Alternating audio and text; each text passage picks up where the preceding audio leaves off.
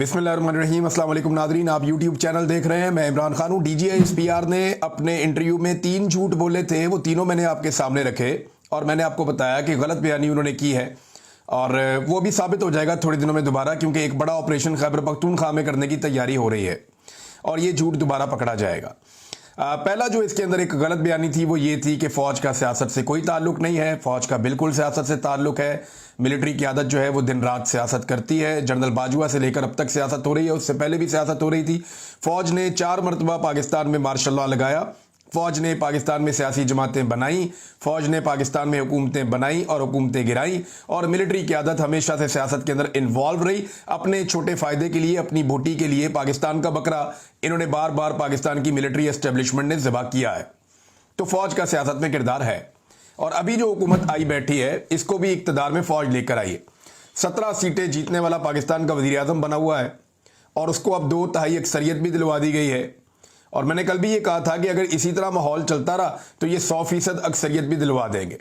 आइन का हुलिया बिगाड़ने के लिए क्या कुछ नहीं किया गया और ये फ़ौज ने किया है। मिलिट्री एस्टेब्लिशमेंट ने बंदे अगवा करवाए, बंदे जबरी तौर पे लापता करवाए, MNAs की फैमिलीज तक को हिरासा किया गया, उठाकर लोगों को अफ़ज़े बेजा में रखा गया और फिर एक आइनी तरमीम जबर के जरिए मंजूर करवाई गई। अब तो 2/3 अक्सरियत उन्होंने हासिल कर लिया, वो कर सकते हैं। दूसरी गलत बयानी उन्होंने ये की कि मीडिया पे वो कंट्रोल नहीं करते। ये बहुत बड़ा झूठ है। मीडिया के किसी भी शख्स से आप कुरान पे हलफ ले लें, वो आपको बता देगा कि पाकिस्तान की मीडिया को पैमरा कंट्रोल नहीं करता।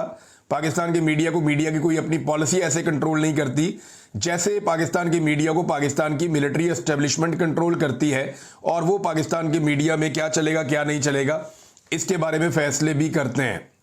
तीसरा जो उन्होंने कहा कि ये जो किसी को भी उठाना, गायब कर देना, जबरी तौर पे लापता कर देना, हफ्ते बेजा में रखना, ये गैर कानूनी और गलत है और ऐसे लोगों का मुहासबा होना चाहिए। यानी ये बात उन्होंने कही, ये भी एक गलत बात है और ये क्योंकि ये किया ही एजेंसियों की जानिब से जाता है। अब मैं तो किसी को उठा के इलीगली अबडक्शन में नहीं रख सकता, गायब नहीं कर सकता। ये या तो कच्चे के डाकू करते हैं तो या एजेंसियां उठाकर ले जाती हैं। हत्ता कि जो अहमद नूरानी के भाइयों के साथ हुआ उसको उठा के कच्चे के डाकुओं के खाते में डाल दिया। अंदाजा करें आप। और अहमद नूरानी आलमी सतह के ऊपर दुनिया को बता रहे हैं कि उनके भाइयों को क्यों और कैसे अगवा किया गया था। तो नाज़रीन, ये 3 गलत बयानियां हैं जो DGI-SPR ने की और ये आने वाले दिन में साबित ऐसे होंगी कि पूरा मौजूदा निज़ाम इस वक्त खैबर पख्तूनख्वा की हुकूमत को फिक्स करने पर लग गया है। इन्होंने फैसला किया है कि खैबर पख्तूनख्वा के अंदर से पाकिस्तान तहरीक इंसाफ की जो आखिरी हुकूमत है उसे भी खत्म कर दिया जाए।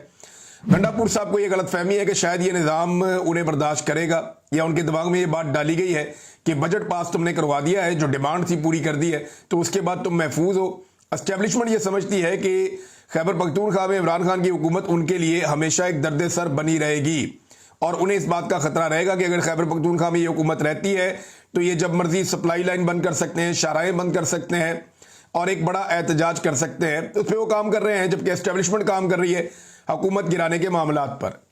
और उसका जो सबसे पहला पड़ाव है या सबसे पहला जो बड़ा काम किया गया है वो मखसूस नशिस्तें खैबर पख्तूनख्वा से छीन ली गई हैं। पूरे पाकिस्तान में ही छीनी गई हैं, लेकिन खैबर पख्तूनख्वा में 23 सीटें जीतने वालों को 30 मखसूस नशिस्तें, यानी इतनी सीटें उन्हें अवाम ने नहीं दी जितनी सीटें उन्हें तोहफतन पाकिस्तान की मिलिट्री एस्टेब्लिशमेंट ने अदलिया के जरिए से उनकी झोली में डाल दी।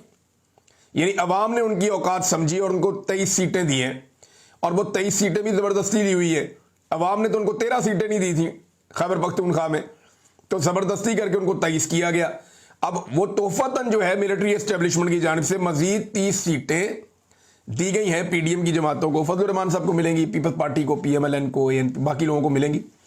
बहरहाल ये सीटें उनके पास चली गई तो अब उनकी तादाद हो गई है ज़्यादा, और अब खैबर पख्तूनख्वा में एक मंडी लगने वाली है और उसमें फजल रहमान साहब की पार्टी, नून लीग, पीपल्स पार्टी, ANP, ये सब दावतें दे रहे हैं पाकिस्तान तहरीक इंसाफ के MPs को, और उनसे अब राब्ते तेज़ कर दिए गए हैं कि आप हमसे रब्ता कीजिए, हमारे साथ बैठिए, हम अगली दफ़ा आपको टिकट भी लेकर देंगे, आपको इलेक्शन भी जितवाएंगे।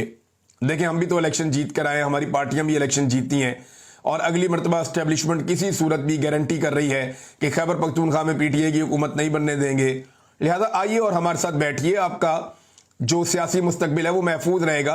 और PTI को तो वैसे ही ख़त्म करने वाले हैं, तो इस किस्म की बातें करके पाकिस्तान तहरीक इंसाफ के MPs को राम किया जा रहा है कि आए जनाब।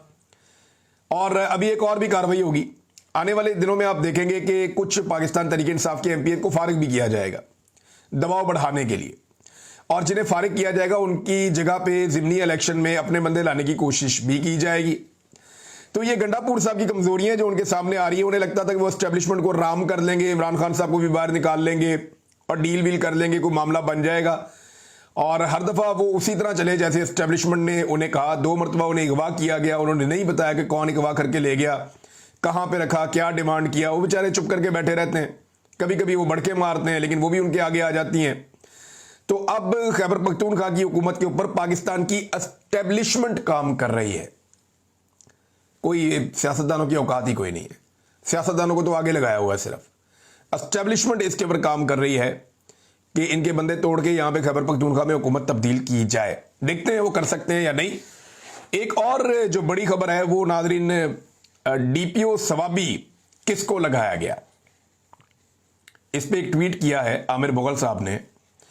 یہ بندہ اسلام آباد میں تھا، اسلام آباد میں کارکنان پاکستان تحریک انصاف کے جو ہیں ان کے اوپر ظلم اور ستم کے پہاڑ توڑے اس بندے نے، کارکنان کو اغوا کیا، ان کے اوپر تشدد کیا۔ عمران خان، بشرا بی بی، علیمہ خان، علی امین گنڈا پور، عمر ایوب، شبلی فراز سمیت پوری خیبر پختونخوا کابینہ پر پولیس کانسٹیبل کے قتل کا جھوٹا مقدمہ بھی اس نے بنایا، اور رینجرز کے قتل کا مقدمہ بھی اس نے بنایا، اقدام قتل کے مقدمات بھی اس نے بنائے، اغوا، چوری اور ڈکیتی اور دیگر مقدمات بھی اس نے بنائے، دہشت گردیوں کے مقدمات بھی اس نے بنائے، بغاوت کے جھوٹے مقدمات بھی اس نے درج کروائے۔ اور یہ جو ایس پی ہے خان زیب محمد، اسے اسلام آباد سے ٹرانسفر کر دیا گیا، اور یہ وہی ایس پی ہے، ذرا یہ تصویر آپ دیکھیے، آپ کو یاد آ جائے گا، جو سینیٹر مشتاق کے ساتھ ایک بڑی یادگار تصویر تھی ایسے انگلی کرنے والی، یہ وہی ایس پی ہے جس کے اندر رعونت آپ کو نظر آ رہی تھی کہ یہ فلسطینیوں کے حق میں بھی کسی کو نکلنے نہیں دیتا تھا۔ ظالم اور جابر کے طور پہ اس کو اسلام آباد میں یاد رکھا گیا۔ اب اس کو سیدھا ٹرانسفر کر کے ڈی پی او ثوابی تعینات کر دیا گیا ہے نا کمال، کہ جس پولیٹیکل پارٹی اور جس پولیٹیکل پارٹی کے لیڈر کو مارا، اسی پولیٹیکل پارٹی کے وزیر اعلیٰ نے اس کو تحفتاً انعام کے طور پہ ثوابی جیسے امپورٹنٹ ضلع کا ڈی پی او لگا دیا ہے نا۔ مزیدار کمال چیز ہے نا، ابھی آپ اور انجوائے کریں گے۔ یہ جو ثوابی ہے نا، یہ خیبر پختونخوا سے آتے ہوئے آخری ضلع ہے، اس کی بڑی امپورٹنس ہے احتجاج کی صورت میں، شاہراہیں بند کرنے کی صورت میں، رکاوٹیں پیدا کرنے کی صورت میں، اور یہاں سے سپلائی لائن بھی آتی ہے۔ اور اس لیے کیونکہ وفاق اب یہ سمجھتا ہے کہ خیبر پختونخوا میں ایک احتجاجی تحریک شروع ہو رہی ہے، تو اپنے بندے فٹافٹ جو آزمودہ بندے ہیں، تگڑے بندے ہیں اپنے، ان کو لے جا کے خیبر پختونخوا میں ایڈجسٹ کرو۔ تو خیبر پختونخوا میں وفاق نے اپنی مرضی کے بندے پہلے بھی ایڈجسٹ کیے ہوئے ہیں، جو رہی صحیح کسر ہے وہ پاکستان کی انٹیلیجنس کا جو پورا ایک سسٹم ہے وہ اب پوری کر رہا ہے، اور علی امین گنڈا پور صرف ہاتھ پہ ہاتھ رکھ کے تماشا دیکھ رہا ہے۔ لیکن اس سے پہلے بھی خیبر پختونخوا کے لوگ بار بار یہ کہتے رہے کہ گنڈا پور نے ان تمام آروز کون تھے؟ وہ سرکاری افسران تھے جنہوں نے الیکشن کے اندر دھاندلی کروائی تھی۔ گنڈا پور نے خیبر پختونخوا کی حکومت میں ان تمام آروز کو بہترین انداز میں نوازا، یا اس تمام بیوروکریسی کی لاٹ کو بہترین انداز میں نوازا جنہوں نے پاکستان تحریک انصاف کے لیے زمین تنگ کی ہوئی تھی، جنہوں نے تحریک انصاف کے کارکنوں کا جینا حرام کیا ہوا تھا، جنہوں نے تحریک انصاف سے ان کا مینڈیٹ چھینا اور کچھ نے چھیننے کی کوشش کی، لیکن گنڈا پور صاحب نے ان کو بہت نوازا ہے، ان کے اوپر بڑی مہربانیاں کی ہیں۔ اسی طرح یہ جو ایک ڈی پی او اب ثوابی میں تعینات کیا گیا ہے، اس پہ گنڈا پور صاحب کا شکریہ ادا کرنا چاہیے ساری خیبر پختونخوا کی کیبنٹ کو جا کر، کہ جناب آپ اس بندے کو یہاں پہ لے کر آئے جس نے ہمیں اسلام آباد میں ڈنڈے بھی مارے، جس کی اسلام آباد موجودگی میں ہم پہ گولیاں بھی چلیں۔ بھائی جس بندے کے خلاف آپ نے مقدمہ درج کرنا تھا اس کو لا کے وہاں پہ ڈی پی او لگا دیا ثوابی کا۔ تو یہ پڑھی ہے جناب گنڈا پور صاحب کی آزادی، خود مختاری اور حقیقی آزادی کی لڑائی۔ اب آ جائیں ناظرین ڈی سی سوات کو عہدے سے ہٹا دیا گیا ہے، قربانی کا بکرا اسے بنایا گیا۔ این ڈی ایم اے سے بھی سوال جواب ہونے چاہیے کہ بتاؤ جناب، یہاں ریٹائر افسران نارملی جو ہیں وہ لگائے جاتے ہیں محکموں میں، فوجی افسران، تو این ڈی ایم اے کو بھی بتانا چاہیے، ان سے پوچھنا چاہیے، پی ڈی ایم اے سے بھی پوچھنا چاہیے کہ جناب آپ نے کیا کیا ہے، ریسکیو والوں سے بھی پوچھنا چاہیے کہ بھئی تمہارا 5 کلومیٹر پہ دفتر ہے، تمہیں زیادہ 5 سے 10 منٹ لگتے ہیں آنے میں، 5-7 منٹ لگتے ہیں، 1.5 گھنٹہ لوگ انتظار کرتے رہے، وہاں مرتے رہے، लोग खड़े होकर वहां वीडियोस बनाते रहे कि यार ये लोग मर जाएंगे, इन्हें बचा लो, कोई सामान ले आओ, कोई रस्से ले आओ, कोई चीज ले आओ, लाके इनको बचाओ। लेकिन किसी ने कुछ नहीं किया। बहरहाल डीसी स्वात को ओहदे से हटाया गया है और डीसी स्वात को ओहदे से हटाने का जो नोटिफिकेशन है वो वजीर आला खैबर पख्तूनख्वा की जानिब से जारी किया गया है उनकी डायरेक्शन के ऊपर। और चीफ सेक्रेटरी ने जो है गवर्नमेंट ऑफ खैबर पख्तूनख्वा के उन्होंने नोटिफिकेशन जारी कर दिया है। अब नया डीसी वहाँ पे तैनात कर दिया गया, ये वाला डीसी वहाँ से हटा दिया गया। तो ये एक एक्टिविटी हुई है स्वात में। स्वात के लोगों ने वहाँ पे एहतजाज भी किया अपनी इंतजामिया के खिलाफ। उन्होंने कहा जी हमारे मेहमान आए हुए थे और उनको बचाने के लिए कोई बंदोबस्त नहीं किया गया, कोई ऐसा सिस्टम जो है वो काम नहीं कर रहा था कि उन्हें पहले वार्निंग दी जाती। वहाँ कोई देखिए, आप सायरन बजा सकते हैं, दरिया के किनारे आपके सायरन मौजूद होने चाहिए कि जिस वक्त ऊपर से सैलाब आ रहा है तो आप नीचे सायरन ऑन कर दें। उस सायरन की आवाज सुनते ही लोग खतरे का सायरन सुनेंगे, बाहर निकल आएंगे। छोटी सी बात है, हर साल इतने हादसे हो जाते हैं। 75 अफराद इस दफा यहां बह गए हैं, वहां नारायण के अंदर लगातार इस तरह के हादसा हो रहे हैं।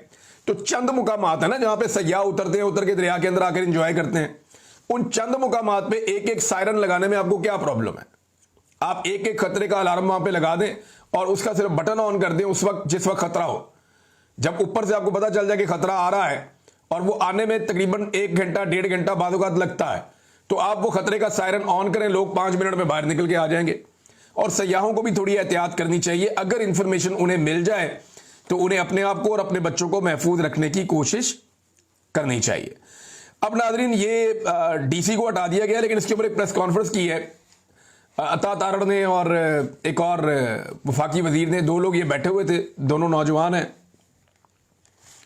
इनकी जो तस्वीर मैंने देखी है प्रेस कॉन्फ्रेंस की, वो देख के तो और ज्यादा गुस्सा आ रहा है पूरे पाकिस्तान को, बल्कि पूरे पाकिस्तान को चिढ़ हो रही है इनसे कि ये दोनों हंस रहे हैं उस प्रेस कॉन्फ्रेंस के अंदर जो अफसोस के अंदर बुलाई गई थी।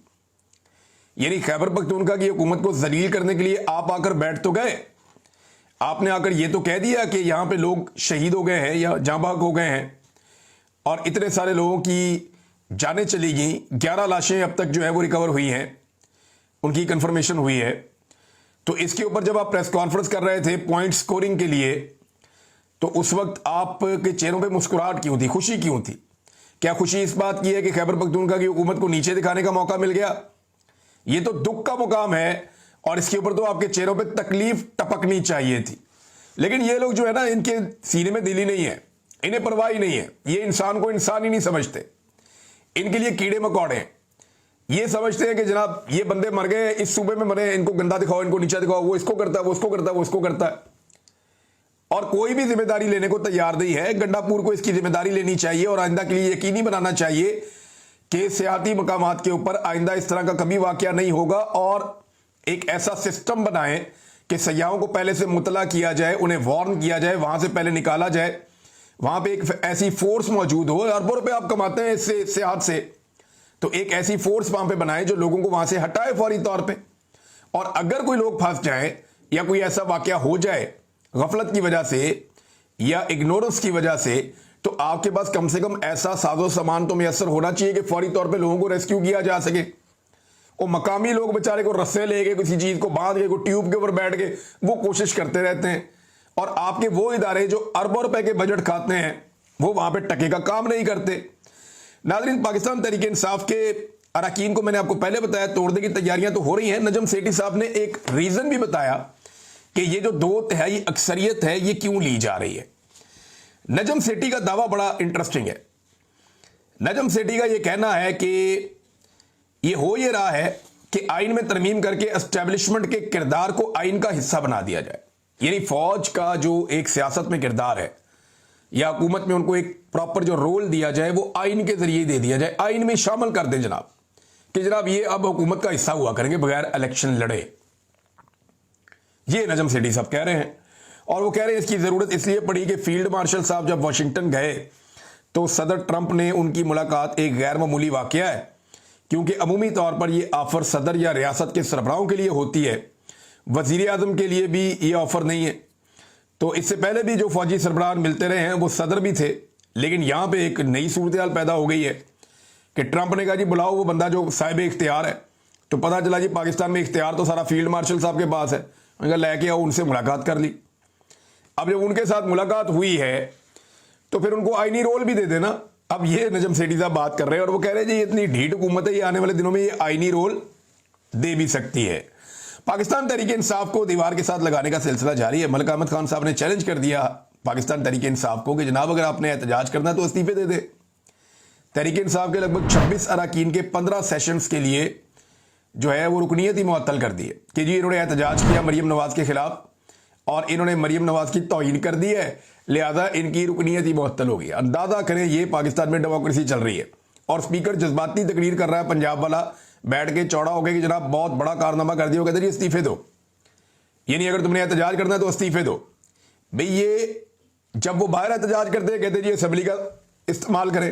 آپ اسمبلی میں کیوں نہیں آتے؟ آپ کو آ کے وہاں پہ احتجاج کرنا چاہیے, وہاں پہ آ کے آپ کو اپنا آواز اٹھانی چاہیے. جب وہ اسمبلی میں آ کے آواز اٹھاتے ہیں کہتے ہیں جی اگر احتجاج کرنا ہے تو استعفے دو اور باہر جا کے احتجاج کرو. یہ نہ ادھر کھڑے ہوتے ہیں نہ ادھر کھڑے ہوتے ہیں, ان کے پیروں میں کھڑے ہونے کے لیے جگہ ہی نہیں ہے. ان کے پاس ایسی زمین ہی نہیں ہے جس پہ اپنے پاؤں ٹکا سکیں. یہ ہوا میں معلق ہے. یہ فارم 47 کی جعلی حکومت دھڑم سے گر جائے گی اور یہ عوام نے ڈیسائیڈ کرنا ہے. جس دن عوام نے فیصلہ کر لیا کہ انہوں نے نکلنا ہے اور انہوں نے اپنا حق چھیننا ہے تو جو مرضی آ جائے, چاہے ملٹری اسٹیبلشمنٹ آ جائے, چاہے ساری کی ساری انتظامیہ آ جائے, چاہے پاکستان کی ساری لا انفورسمنٹ آ جائے, جو مرضی ہو جائے, عوام چند گھنٹوں کے اندر اپنا حق لے سکتی اگر وہ کھڑی ہو جائے. ہم نے دیکھا بنگلہ دیش میں, دنیا کے کئی اور ممالک میں لوگ اپنا حق لیتے رہے ہیں. ناظرین, اعتزاز احسن صاحب نے دودھ کا دودھ اور پانی کا پانی کیا ایک سٹیٹمنٹ دے کے. اعتزاز احسن صاحب کہتے ہیں کہ عدالتوں میں وہی فیصلے ہوتے ہیں جو آرمی چیف چاہتا ہے. باجوہ نے بھی نواز شریف سے ڈیل کی تھی کہ میں 2 ٹرم لوں گا اور نواز شریف نے اپنی پارٹی کے لوگوں کو کہا تھا کہ صبح ناشتہ کر کے جاؤ اور جا کر سارے جنرل باجوہ کے حق میں ووٹ ڈال کر آؤ تاکہ جنرل باجوہ کو ایکسٹینشن مل جائے. اب اس کے اندر پی ایم ایل این شامل تھی نا, یہ اس وقت یہ ڈیل ہو گئی تھی. ایکچولی جو ڈیل ہوئی تھی یہ اس وقت ہوئی تھی. ناظرین, مارنگ بلوچ صاحبہ کا ایک ٹویٹ سامنے آیا ہے. یہ بڑا امپورٹنٹ ہے, میں چاہتا ہوں کہ آپ کو میں پڑھ کے سناؤں. ان کے ساتھ بہت زیادتی ہو رہی ہے, بڑا ظلم ہو رہا ہے. بلوچستان میں جبری گمشدگیوں کے حوالے سے ہم سب کو آواز اٹھانی چاہیے, اس پہ بار بار بات کرنی چاہیے. حکومت کسی کی بھی ہو اس ایشو کو پیچھے نہیں جانا چاہیے, کیونکہ جبری گمشدگی کتنا بڑا دکھ اور کتنی بڑی تکلیف ہے آپ سوچ بھی نہیں سکتے. ڈاکٹر دین بلوچ جو ہیں ان کو پتہ نہیں کتنے سال ہو گئے, 15 سال میں سن رہا تھا. کتنے سارے لوگ ہیں وہ 10 سال سے 12 سال سے غائب ہیں. وہ ابھی تک ان کا پتہ ہی نہیں چلا وہ کس کے پاس ہے اور جبری طور پہ انہیں لاپتہ کیا ہوا ہے اور الزام ہے پاکستان کے ریاستی اداروں پر, لیکن وہ پروں پہ پانی نہیں پڑنے دیتے. اب مارنگ بلوچ کا کیس آپ دیکھ لیں. ڈاکٹر مارنگ بلوچ ہے کون؟ وہ یہ کہتی ہے کہ جبری طور پہ انسانوں کو گمشدہ نہیں کیا جانا چاہیے. وہ یہ کہتی ہے کہ ظلم اور جبر کا سلسلہ جو ہے وہ بند کیا جائے بلوچستان میں. وہ بلوچستان کے حقوق مانگتی ہیں, وہ بلوچستان کے وسائل پر بلوچستان کے نوجوانوں کا حق مانگتی ہیں. وہ یہ کہتی ہیں کہ بلوچستان کو اس کا حق دیا جائے, لیکن نہیں دیا جاتا. اب یہی جو انسانی حقوق کے لیے آواز اٹھانے والی خاتون ہے, ان کے اپنے انسانی حقوق سلب کر دیے گئے ہیں. مارنگ بلوچ, دنیا جو ہے وہ اعتراف کر رہی ہے کہ پاکستان کی یہ بیٹی انصاف, قانون اور ہیومن رائٹس کے لیے بہترین ایفرٹ کر رہی ہے, لیکن پاکستانی کیا کر رہے ہیں اس کے ساتھ یہ دیکھیں آپ. ڈاکٹر مارنگ بلوچ اور ان کے ساتھی 3 MPO کی مدت ختم ہونے کے باوجود غیر قانونی طور پر قید میں ہے, یعنی کوئی قانون پاکستان میں ایگزسٹ ہی نہیں کرتا. بلوچ یکجہتی کمیٹی کی رہنما ڈاکٹر مارنگ بلوچ اور بیبو بلوچ کو 22 مارچ 2025 کو غیر قانونی طور پر گرفتار کر کے کوئٹہ کی ودا جیل میں 3 MPO کے تحت قید کیا گیا تھا. قانون کے مطابق 3 MPO کے تحت کسی بھی شخص کو صرف 90 دن تک حراست میں رکھا جا سکتا ہے. 22 جون کو یہ مدت مکمل ہو چکی ہے. آئینی تقاضے کے مطابق اس مدت کے بعد ایک بورڈ جس کی سربراہی ہائی کورٹ کے جج کریں گے تشکیل دیا جانا ضروری ہے تاکہ زیر حراست افراد کو پیش کیا جا سکے اور ان کی حراست کا مزید فیصلہ کیا جا سکے یا انہیں رہا کیا جا سکے. لیکن ڈاکٹر مارنگ بلوچ کے معاملے میں نہ کوئی بورڈ تشکیل دیا گیا اور نہ ہی انہیں پیش کیا گیا. یہ ہے پاکستان میں رول آف لا, یہ ہے قانون کی حکمرانی کہ ایک طریقہ کار موجود ہے کہ 3 مہینے سے زیادہ آپ نہیں رکھ سکتے کسی کو. اگر آپ رکھیں گے تو ہائی کورٹ کے جج کا ایک بورڈ بنے گا, وہاں پہ جا کے فیصلہ ہوگا. وہ بن ہی نہیں رہا. 22 جون کو ان کی مدت پوری ہو گئی ہے, وہ ابھی تک اندر ہی ہے اور آج جب میں آپ سے بات کر رہا ہوں تو 28 جون ہے, ایک ہفتہ اوپر ہو گیا. 22 جون کو جب قید کی مدت مکمل ہونے پر ہم ڈاکٹر مارنگ بلوچ کے اہل خانہ جیل پہنچے तो जेल सुपरिटेंडेंट ने मुबहम अंदाज में बताया कि 3 MPO की मुद्दत में 15 रोज की तौसीह की गई है। जबकि हमने पूछा कि बोर्ड कब बैठा था और डॉक्टर मारंग और दीगर को कब पेश किया गया, तो सुपरिटेंडेंट जेल ने कोई तसल्ली बख्श जवाब नहीं दिया। 3 दिन मुसलसल जेल के चक्कर काटने के बाद हमें एक नोटिफिकेशन दिखाया गया जिसमें 3 MPO की 15 रोजा तौसीह का जिक्र था, मगर इस नोटिफिकेशन की कॉपी देने या इसकी तस्वीर देने की इजाजत नहीं दी गई। ये बर्बरियत होगी तो बलूचिस्तान में तहरीकें ही उठेंगी ना। जब वहां कोई कानून ही नहीं है तो लोग कहां जाएंगे फिर आगे मारंग बलोच के ट्विटर अकाउंट से यह बयान शेयर किया गया है। उसमें लिखा गया कि जब हमने इस नोटिफिकेशन की मुसद्दका कॉपी के लिए बलूचिस्तान हाई कोर्ट के रजिस्ट्रार से रुजू किया तो हमें साफ इनकार कर दिया गया। हमने एक दरखास्त रजिस्ट्रार हाई कोर्ट और एक दरखास्त होम डिपार्टमेंट में जमा करवाई है, लेकिन आज 1 हफ्ता मुकम्मल होने के बावजूद ना तो हमें नोटिफिकेशन फराहम किया जा रहा है और ना ही मारंग बलोच और उनके साथियों को रिहा किया जा रहा है। हम समझते हैं कि इस रियासत में जंगल का कानून नाफिज है। आइन, मुल्की कवानीन और बैनुल-अक़वामी इंसानी हकूक के उसूलों को मुसलसल पामाल किया जा रहा है। पिछली 3 महीने से बलूचिस्तान की एक तवाना सियासी आवाज और बैनुल-अक़वामी सतह पर तस्लीम शुदा इंसानी हकूक की अलमबरदार डॉक्टर मारंग बलोच अपने साथियों समेत बिला जवाज कैद में है। इस मामले में बलूचिस्तान हाई कोर्ट भी मुकम्मल तौर पर बेबस दिखाई देती है। न सिर्फ ये कि इन रहनुमाओं को गैर कानूनी तौर पर कैद में रखा गया है, बल्कि एक मशकूक नोटिफिकेशन में हाई कोर्ट का नाम इस्तेमाल किया जा रहा है जिस पर अदालत कोई कार्रवाई करने से कासिर है। यानी अदालत भी इंसाफ नहीं देगी तो लोग कहां जाएंगे। इससे ज्यादा और ज्यादती क्या हो सकती है जो पाकिस्तान में लगातार होती चली आ रही है और कोई इस ज्यादती को रोकने के लिए तैयार नहीं है। नाज़रीन, हुकूमत का पेश किया हुआ जो बदतरीन बजट है उसे पाकिस्तान पीपल्स पार्टी गैर मशरूत तौर पे, यानी कोई ऐसी चीज पाकिस्तान पीपल्स पार्टी हासिल करने में नाकाम रही। ये सिर्फ कहानियां हैं कि हमने अवाम के लिए रिलीफ लिया है। टके का रिलीफ लिए बगैर बिलावल जरदारी ने और आसिफ जरदारी ने सर झुकाकर यह बजट पास करवा और इसका फैसला हो गया। अब तक के लिए इतनी, अपना ख्याल रखिएगा, अपने चैनल का भी। अल्लाह हाफिज।